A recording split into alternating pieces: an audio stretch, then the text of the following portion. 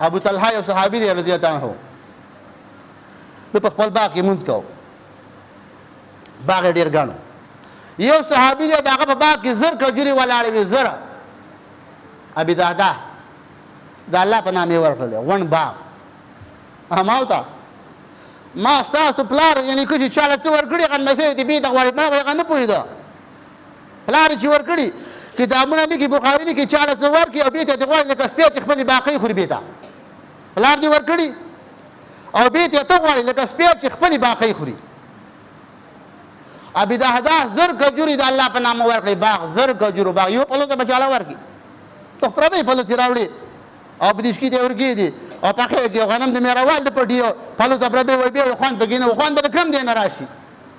غنم د پردي پټي دي او پلو سره د بل چا ده، او که لوښی د خپلې په دې کې هم شک دی. ځینې خلک په دې خبرو خبر که لوښی د خپلې. مانځه ولاړو په باغ کې یو مرغۍ راغله، په باغ یې ډېر ګڼو، مرغۍ به وتله داسې داسې پر پر یې کوو، نه شوه وتلی. سلام یې چې وګرځاو السلام علیکم ورحمت الله، ویل دا باغ د الله په نامه دی.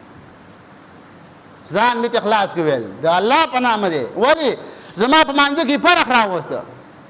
ما ورته زړې جامې بابا مړ دی د پلسټک بوټان، پلسټک بوټان او یا قاري صاحب ماشومان نه ولیکم رسېږي زما پلار مړ دی، 2 سپارې به ویم، نه 1 سپاره ویم، نه نیمه ویم، او نه په صورت یاسین ویم. ده د خپله صورت یاسین ویلې.